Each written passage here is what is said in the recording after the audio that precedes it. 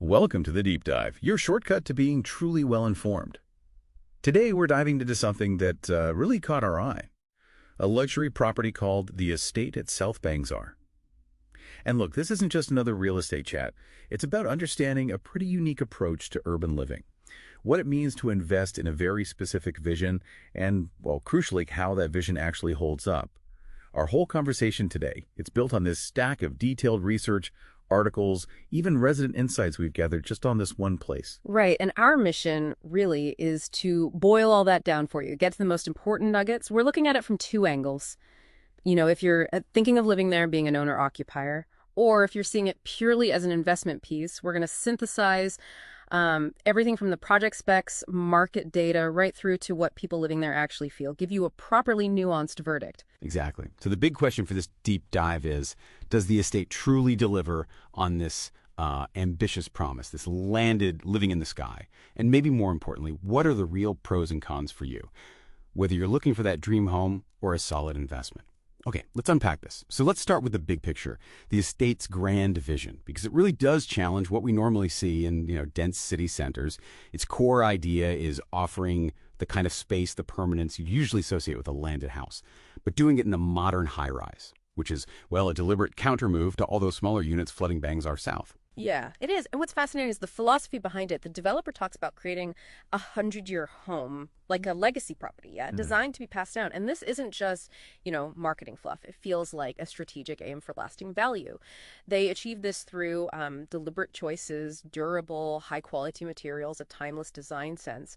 For you, what that implies is a property built not just for now, but for, legacy, maybe a different kind of long-term value. And they brought in Sexan design, or, really well-regarded, to cultivate this genuine resort-style feel. You notice it's straight away 2 grand lobbies.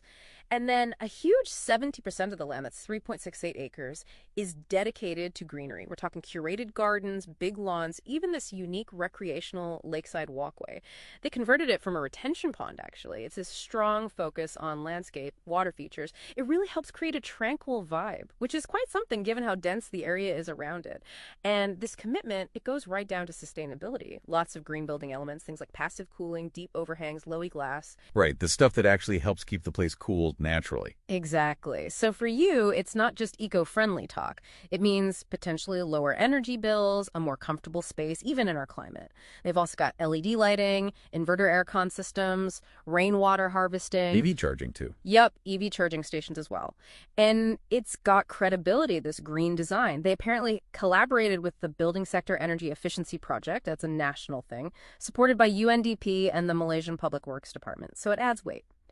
Okay, so the design philosophy is clear.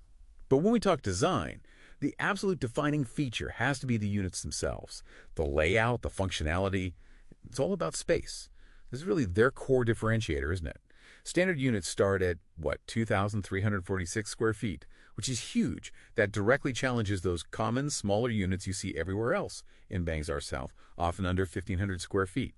It's a very deliberate play for a different type of buyer, clearly aiming for families or just people who, really want that expansive living. And the architecture is quite clever. This all-corner unit design, just 4 units per floor. It's ingenious, really. It means every single home is a corner unit. So you get maximized natural light, cross-ventilation, and those dual aspect views, either looking out towards Bukit Gasing Forest Reserve, which is lovely and green, or the KL City skyline.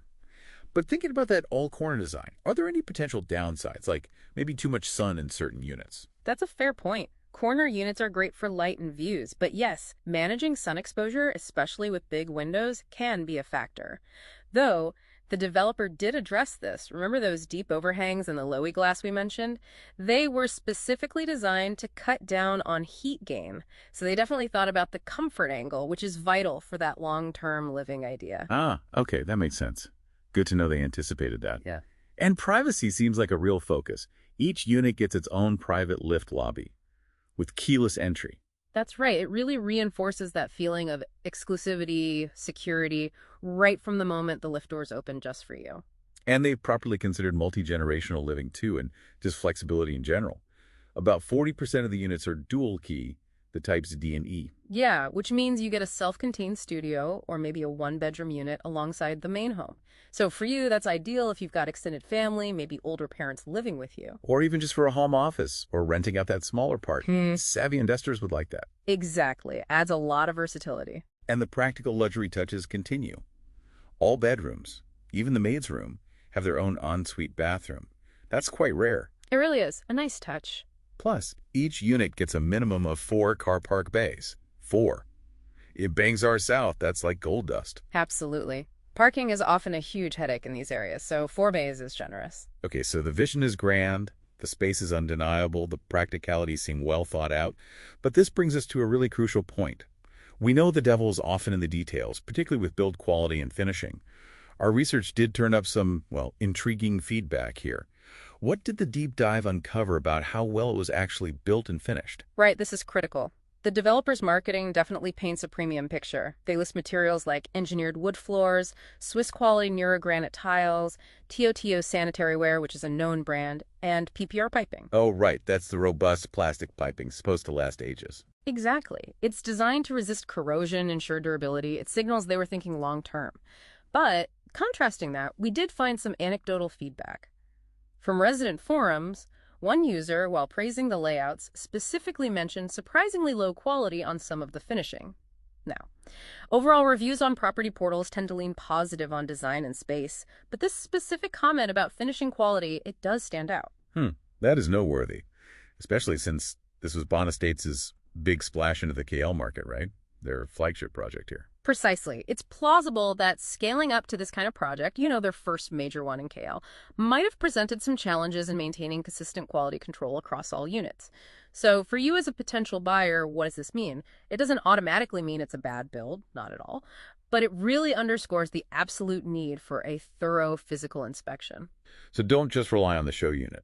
Definitely not. Look at the actual unit you're interested in. Maybe even check out the common areas.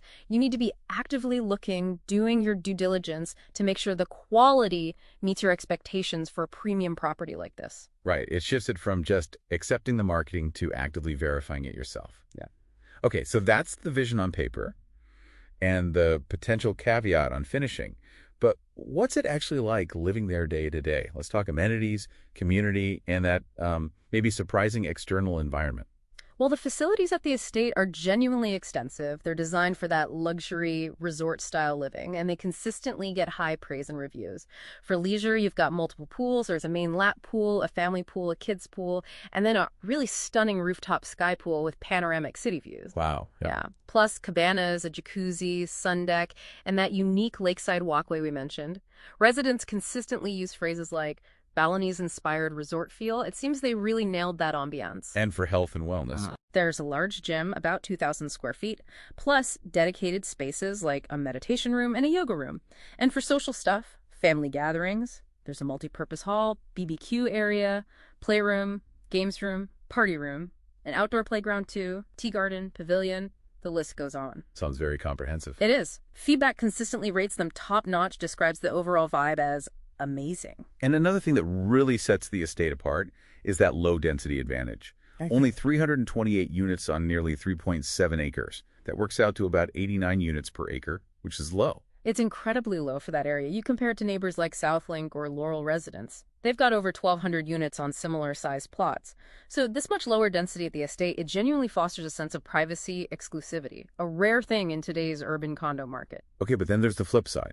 The context of Bangsar South itself, the immediate surroundings. Right. We need to unpack the vistas in the vicinity.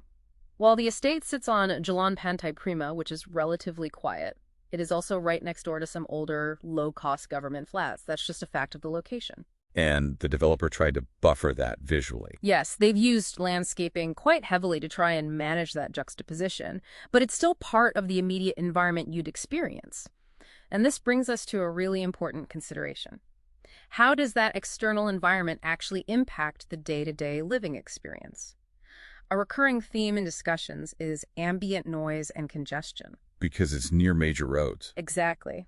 It's strategically located, which is good for access, but it means proximity to the federal highway, the LRT line. So there's constant traffic noise, train noise.